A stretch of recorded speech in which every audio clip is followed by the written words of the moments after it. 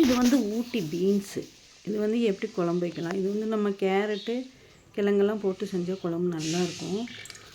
வந்து அதை வைக்கிறதுக்காக நம்ம எண்ணெய் ஊற்றி கடுகு போட்டு பச்சை மிளகா வெங்காயம் போட்டு கேரட்டு கிழங்கு இதுக்கப்புறமா இந்த பட்டாணி விதை போட்டுட்டு வந்து நம்ம மசாலாவெல்லாம் போட்டு வேக வச்சு தேங்காய் அரைச்சி ஊற்றி வைக்கலாம். தேங்காய் கலவை நம்ம போட்டும் வைக்கலாம், நல்லாயிருக்கும்.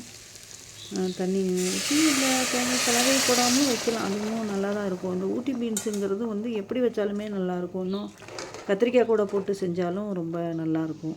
கத்திரிக்காய் இல்லாமல் செஞ்சாலும் இந்த மூணுமே இருந்து போட்டு வச்சாலும் கூட நல்லா தான் இருக்கும்.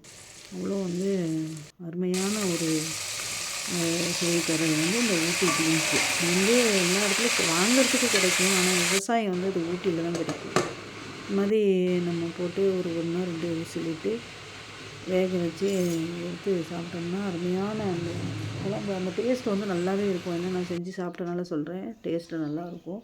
அது இல்லாமல் அந்த அந்த கிட்னி ஷேப்பில் இருக்கக்கூடிய அந்த விதை நம்மளோட கிட்னிக்கு வந்து ரொம்ப வந்து ஹெல்ப்ஃபுல்லாக இருக்கும். உடம்புக்கு வந்து ரொம்ப ஹெல்த்தியாக